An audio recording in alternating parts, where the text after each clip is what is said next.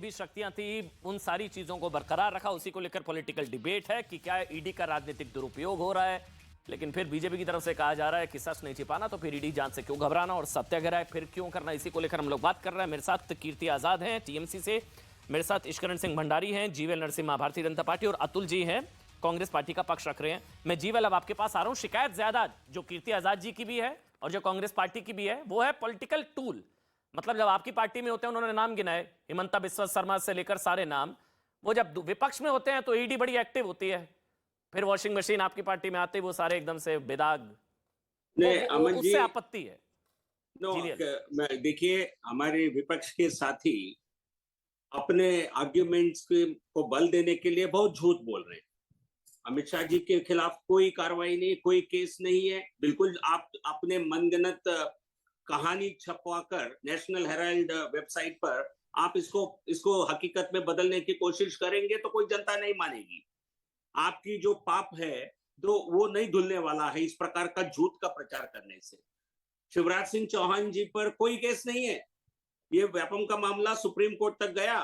सरकार मुख्यमंत्री जी के ऊपर कोई टिप्पणी तक नहीं है। रमन सिंह जी के ऊपर कोई केस नहीं है।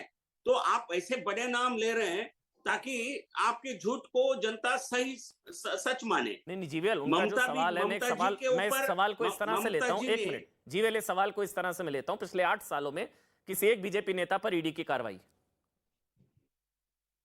नहीं, ये जानकारी मेरे पास नहीं है, लेकिन तो फिर वही उनका सवाल है।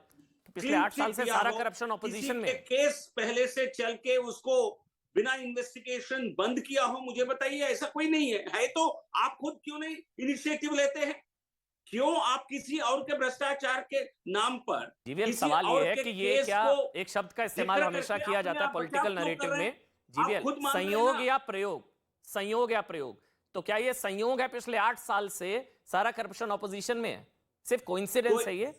मोदी जी के सरकार, मैं बात ताल ठोकर आपको कह रहा हूं, मोदी जी के 8 साल के सरकार में एक नया पैसा का भ्रष्टाचार नहीं हुआ है।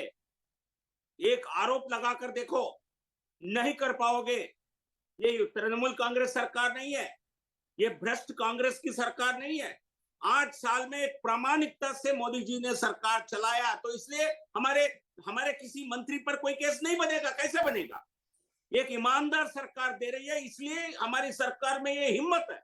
शामिल होने से पहले तो आरोप थे ना, हमारे सभी नेताओं में शामिल होने से पहले बीजेपी में आरोप थे ना, जो नाम कीर्ति आजाद जी ने गिनाए, शामिल होने से पहले तो आरोप थे ना, ईडी की जांच भी थी, नहीं थी? नहीं, किसी को बरी नहीं किया। यदि कोई आरोप थे पहले, वो आरोपों का उनका इन्वेस्टिगेशन हुआ है, बट लेकिन केवल और केवल ऐसे केसेस को जिक्र करके केवल अपने बचाव कर रहे हैं। क्या हम ईमानदार हैं ये कहने के लिए आप सक्षम नहीं है? ये बोल दीजिए, फिर आप ये बोल दीजिए ना, हमारी सरकार भ्रष्ट है, तृणमूल कांग्रेस सरकार भ्रष्ट है, कांग्रेस वाली सरकारें भ्रष्ट हैं, हमारे नेता सभी भ्रष्ट हैं। लेकिन बीजेपी में भी आप झांक कर देखिए, ये बोलिए। केवल और केवल हम पर आरोप लगाकर अपना बचाव करने के लिए आप जो कोशिश कर रहे हैं, इससे जनता को साफ पता चल रहा है कि आपके बीजेपी कह रही है भाई वहां पर भ्रष्टाचार नहीं है, ये भी उनका गुनाह हो गया। नियत में कहीं ना कहीं खोट है, ये जनता समझ रही है। मैं आपको चुनौती दे रहा हूं, 8 साल के मोदी जी सरकार में एक भ्रष्टाचार को आप जिक्र करके दिखाइए। कीर्ति आजाद जी बीजेपी का पक्ष है भाई, वहां पर भ्रष्टाचार नहीं है, ये भी उनका गुनाह हो गया। राइट टू इंफॉर्मेशन में पीएम केयर्स नहीं आता है। जरा एक बार PM cares right to information में ले आ दीजिए, पता लग जाएगा कि कितने वेंटिलेटरों के अंदर घोटाला हुआ कोविड के समय में। सब चीजें सामने आ जाएंगी, दूध का दूध और पानी का पानी हो जाएगा। इन्होंने कहा 2G के अंदर केस हुआ था यूपीए के बिल के समय में, बिल्कुल सही बात है, केस हुआ था। और जितने लोगों को यूपीए में इन्होंने 1,76,000 करोड़ का कहा था कि नुकसान हुआ देश को, वो सारे बरी होकर चले गए। कोर्ट ने कहा कि किसी कोई हेराफेरी नहीं हुई। कोलगेट के अंदर जो कोयले का मामला था, जिसको लेकर मैं बीजेपी में था, महीने महीने तक हम पार्लियामेंट नहीं चलने देते थे, पार्लियामेंट की टेबलों पे खड़े रहते थे, कागज फाड़ते रहते थे। एक तो हमने मॉक पार्लियामेंट में चला दिया था, जिसमें लेट गोपीनाथ मुंडे जी को हमने अध्यक्ष बनाया था, तब भी ये हुआ था। ये सारी चीजें होती रहीं और उसके बाद फिर आप देख लीजिए कि अब क्या परिस्थिति बन रही। दूसरी बात, इनसे यह पूछना चाहता हूं कि इन्होंने कम से कम अभी तक 3 दर्जन राजनीतिक पार्टी से जुड़े हुए लोग और राजनीतिक लोगों के विरुद्ध ईडी लगाया, एक भी कन्विक्शन आई हो आज तक तो ये मुझे सामने सिद्ध करें कि आ गई है। दूसरी बात इन्होंने कही कि शिवराज सिंह चौहान का कोर्ट में कोई नाम नहीं था, यानी ये तो मानते हैं कि बाकियों का था। तो फिर अगर पार्था चक्रवर्ती, अगर, मैं ये नहीं कह रहा हूं कि हां, अगर मान लीजिए उसका नाम उसमें आए तो ये फिर तृणमूल कांग्रेस का नाम क्यों बदनाम कर रहे हैं? मतलब ये तो बड़ी अच्छी बात है, हम खाएं तब तक तो ठीक है, नहीं तो कड़वा कड़वा थू, ये तो बात नहीं चलेगी ना। दोनों बात तो एक ही होगी। अगर वहां शिवराज सिंह चौहान का नाम नहीं है तो यहां तृणमूल या ममता बनर्जी का नाम ये नहीं ले सकते। ये चीजें, ये डबल स्टैंडर्ड जिंदगी के अंदर जो दोहरी जिंदगी है ना, ये नहीं चलनी चाहिए। वो इसलिए है, गिरफ्तारी के बाद, गिरफ्तारी होते ही सबसे पहला फोन ममता जी को किया था, 4-4 फोन, वो इसलिए आरोप लग रहा है। हाँ, तो ममता जी ने फोन उठा लिया तो किया उसके बाद ममता जी ने जवाब नहीं दिया था? किया किसको? दूसरी बात जी नहीं, किसी को भी किया हो, मेरे अगर इनमें से किसी को होगा, क्या तो ये अपने प्रधानमंत्री या मुख्यमंत्री को फोन नहीं लगाएंगे? क्या फोन लगा देना से मतलब ये हो जाता कि सामने वाला आदमी जो है वो, यही तो प्रॉब्लम है। यह सबसे बड़ी प्रॉब्लम है कि आप आदमी के ऊपर बिना उसके ऊपर जांच पूरा हुए हुए उसको आप दोषी बढ़ देते हैं। मैंने कहा कि ये नारदा शारदा हुआ था शुभेंदु अधिकारी के ऊपर, सब कुछ सामने आ चुका था, सब हो गया था। अभी हमारे कांग्रेस के जो प्रवक्ता, उन्होंने बताया किस प्रकार से नारायण राणे और दूसरों के ऊपर हुआ था केस। और तीसरी बात ये बताइए ना, विजय माल्या किसके समर्थन से राज्यसभा का एमपी बना था? बीजेपी के समर्थन से बना था। किसके समय में भागा? इनके समय में भागा। नीरव मोदी किसके समय में भागा? इनके समय में भागा। क्या वो प्रधानमंत्री में जो बिजनेसमैन की मीटिंग चल रही थी, क्या उसमें बैठा था कि नहीं बैठा था? हां, बैठा था। उसका मामा मेहुल चोकसी किस समय में भागा? इसी समय भागा। संदेशिया किस समय में भागा? इसी समय में भागा। 20,000 करोड़ के जो पकड़े गए हैं ड्रग्स गुजरात के अंदर, वो किसके समय पकड़े गए? इसी समय पकड़े गए। क्या वो आदमी आज तक पकड़ा गया? नहीं पकड़ा गया। क्या इनमें से किसी के ऊपर ईडी का कोई एक्शन हुआ? नहीं हुआ। क्या हेमंता बिस्वा शर्मा के ऊपर हुआ, जो आके आज मुख्यमंत्री बना है, जिसके ऊपर पूरा केस ईडी ने कर दिया था, और मेरी लड़ाई सबकी एक है ना, कागज के भेजा करते थे, उसका क्या हो गया? रमन सिंह जी हो गए, शिवराज सिंह चौहान हो गए, तो आपकी हम सबकी लड़ाई एक है ना, बंदर हो गए। एजेंसी को कमजोर करने से तो ये और बढ़ेंगे ना। जो नाम आप ले रहे हैं, मैं भी आपके साथ हूं, लेकिन एजेंसी को कमजोर अगर करेंगे, अगर सेक्शन 50 तो आपको भी पता होगा सर, टोकिए नहीं ना, सेक्शन 50 पीएमएलए, मैं आपकी एजेंसी को कमजोर करने से तो ये बढ़ेंगे ना सर। आप एक मिनट, तो वही तो मैं आपसे कहता हूं, तो केवल आप ये नेशनल हेराल्ड या पार्था चतुर्वेदी या दूसरों के ऊपर क्यों बात करते हैं? आप इन लोगों के ऊपर भी क्यों नहीं बात करते हैं कि ये लोग, इन लोगों ने तो इसको खा लिया है, चूस लिया है इस ईडी को, कि जहां इनके लोग हैं वहां उनको साइड में कर दिया, बाकियों के ऊपर करते हैं। अभी सत्येंद्र जैन के ऊपर कर दिया, चुनाव से पहले अभिषेक बैनर्जी के ऊपर कर दिया, नहीं सत्येंद्र, तमिलनाडु के चुनाव के पहले नहीं, कीर्ति जी यहाँ गलत है, कीर्ति जी यहाँ पर गलत है। फिर कोर्ट ने क्यों नहीं राहत दी? आप देखिए, कोर्ट ने राहत क्यों नहीं दी सर? मुझे आप एक वजह बता दीजिए। बोलने दो ना आप, कोर्ट की क्या, इसमें राहत की क्या बात है? कोर्ट ने क्यों नहीं जमानत दी सर? अगर मेरिट, अगर कोई सबूत नहीं होता तो? नहीं, अरे यार, पूरी रामायण पढ़ दी। अमन जी, एक मिनट बोलने दीजिए, डालो, उसके ऊपर नहीं जाएगा भैया। मैं क्या कह रहा हूं, क्या कह रहा हूं? अगर कोई कोर्ट में जाए या ना जाए, उसको राहत नहीं मिली, एक एजेंसी अगर जांच कर रही है तो किसने मना किया? जरूर करो। कहने की बात यह है कि केवल राजनीतिक लोगों को उठाकर सामने रखकर, अपनी तरफ से कागज दिखाकर, सामने वाले को कुछ नहीं दिखाते हो, एक पक्ष दिखाकर कोर्ट में जाते हो, तो कोर्ट क्या कहेगा? हां बिल्कुल करो। कोर्ट की क्या गलती है इसके अंदर? बात तो यह है कि सामने वाले को भी पक्ष पूरा रखने का अवसर मिले, तब जाकर के कोई बात बने। आप कैसी ऐसा बना करके रख दो सामने, मन गणत वाला, ऐसा जैसे न जाने कितना सच्चा हो, तो कोर्ट भी क्या कीजिए, कर लो तो कर लो, इसमें कौन सी समस्या वाली बात है? लेकिन एक भी नहीं, प्लीज टोको मत,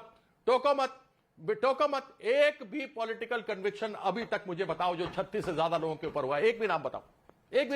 सर कन्विक्शन नहीं हुआ तो फिर अधिकार आप ही बताओ मुझे। नरसिम्हा राव जी की जगह तो आप ही जवाब कर रहे हो। कम से कम जांच बीजेपी वाले को करने दो ना, प्रश्न पूछने दो ना भैया। कम से कम जांच, मैं सवाल पूछूंगा ना, बीजेपी वाले को पूछने दो ना प्रश्न भाई। कीर्ति जी, मैं सवाल पूछूंगा ना, आपस में बात है ना सर। मैंने जीवीएल से सवाल, ये तो बीजेपी वाले पूछते हैं। नहीं, मैं पूछूंगा ना सर सवाल, मैंने बीजेपी से भी सवाल पूछा ना, जो पूछे ना, तो मैं आपसे सवाल पूछ रहा हूं। मेरी बात तो खत्म, बात फिर वही बात, मुझे बात तो खत्म करने दो भाई।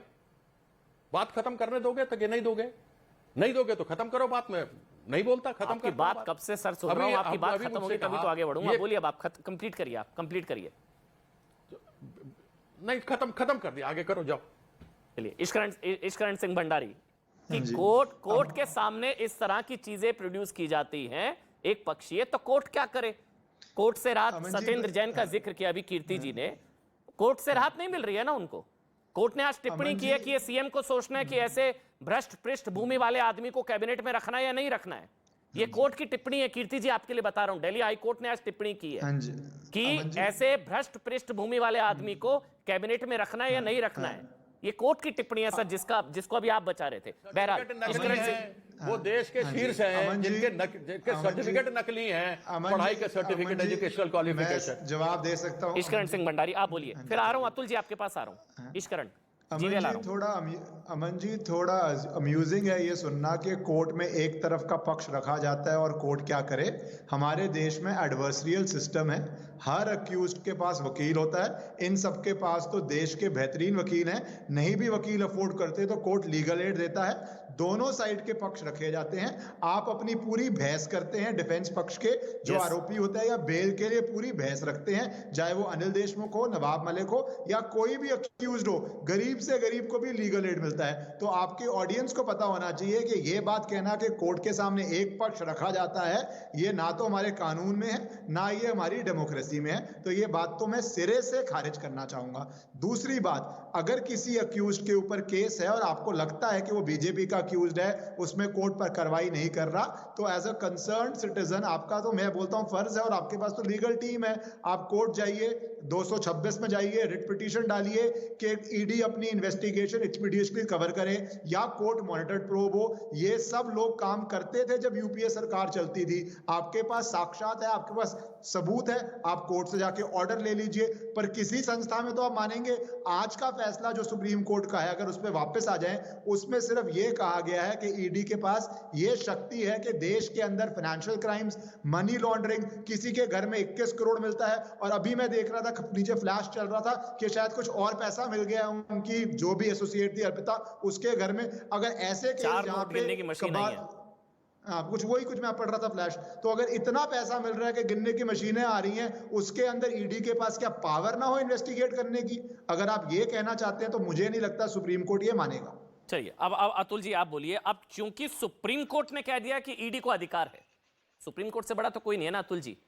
अब चूंकि सुप्रीम कोर्ट ने कह दिया है कि ईडी को अधिकार है, तो फिर अब तो फिर सत्याग्रह अभी भी ईडी के खिलाफ। देखो भंडारी जी और जीवीएल जी अगर बायस्ड रहते हैं तो कोई हर्ज नहीं, उनको वैसा अधिकार है, क्योंकि जीवीएल जी जब विपक्ष में थे तो उन्होंने ईवीएम पे बड़ी सी किताब लिखी थी जिसको अडवाणी जी ने प्रस्तावना दी थी, काफी उनके ऑब्जेक्शन थे, आजकल वो चुप है 8 साल से। अब मैं आपको बताता हूँ क्या हुआ कोर्ट में। सुप्रीम कोर्ट ने शक्तियां जो है वो तो मान्य की, लेकिन जयराम रमेश जी का जो ऑब्जेक्शन था 2019 में जो केस डाली थी, उसमें उन्होंने कहा था कि मनी बिल का जो रास्ता है वो रास्ता अख्तियार करके फाइनेंस बिल जैसी जो पोजीशन है जिसमें दोनों जगह चर्चा होती है, राज्यसभा और लोकसभा में, कीर्ति जी बता पाएंगे, वो सांसद रह चुके हैं वो रास्ता छोड़कर मनी बिल के तहत ये फाइनेंस बिल में जो अमेंडमेंट्स की गई है, 3 अमेंडमेंट्स बाद में की गई है, उसकी सबसे बड़ी वजह है, तो वो उन्होंने एक्सेप्ट करके लार्जर बेंच 7 जजेस का बेंच अपॉइंट किया है। तो ये जो बताए जा रहे हैं ना, ये तो आधी अधूरी सच्चाई है, आधा झूठ आधा सच। अभी दूसरी बात बताता हूं मैं, इस्तेमाल के ऊपर चर्चा हो रही है, आप चर्चा को गलत नैरेटिव न दे, इस्तेमाल के ऊपर चर्चा हो रही है। इस देश के सुप्रीम कोर्ट के 4 वरिष्ठ जजेस बाहर आकर कहते हैं, इस देश का एक जज उनमें से जो बाद में उनके ऊपर मोलेस्टेशन के केस लगते हैं वो राज्यसभा में जाके बैठता है। ये सबसे बड़ी बात है। और दैनिक भास्कर का नाम मैं कभी लेना नहीं चाहिए, लेकिन ले रहा हूं मैं। गुजरात में उन्होंने एक्सपोज किया था वेंटिलेटर घोटाला, कीर्ति जी आपको पता होगी, जो पीएम केयर्स में आया था और विजय रूपानी ने जो वेंटिलेटर लिए थे अपने दोस्त के कंपनी से, वो उसमें भ्रष्टाचार हुआ था, वो वेंटिलेटर काम नहीं कर रहे थे, उसके ऊपर दैनिक भास्कर ने मसला उठाया था, काफी सारे मसले उठाए थे, उनको उठा के अंदर डाल दिया। अभी मैं बताता हूं जो कीर्ति जी ने बात की थी उसको मैं थोड़ा आगे लेके जाना चाहूंगा। यहाँ चांदीवाल जज, रिटायर्ड जज, उनके अध्यक्षता में एसआईटी बिठाई गई थी अनिल जी देशमुख के ऊपर। इन्होंने 100 करोड़ का आरोप किया था। चांदीवाल कमीशन ने सारे एविडेंसेस सामने रखे, उन्होंने इंक्वायरी की। वहां पर परमवीर सिंह जो यहाँ पे कमिश्नर थे जाके मिल गए उनसे, उन्होंने कहा कि मैंने जो खत में आरोप किए हैं मेरे पास उतने ही, वही एक खत जो है मैंने जो बोला है वही एविडेंस है, कोई कोरोबोरेटिव एविडेंस मेरे पास नहीं है। फिर भी उनको आज तक बेल नहीं हो रही है। चांदीवाल कमीशन ने उनको छोड़ दिया कि उनके ऊपर जो आरोप किए गए हैं वो मनगढ़ंत आरोप है। फिर भी ईडी जो है उनको जो शक्तियां प्राप्त है उस शक्तियों के तहत उनको बाहर नहीं आने दे रही है। कोई भी सबूत नहीं मिल पाया है। ये तो 2G में भी हुआ था। 2G में जज ने कहा, ये शर्मनाक बात है, ये इस देश के जो भाजपा है ना उसके लिए शर्म आनी चाहिए भाजपा को, कि जज ने कहा मैं 7 साल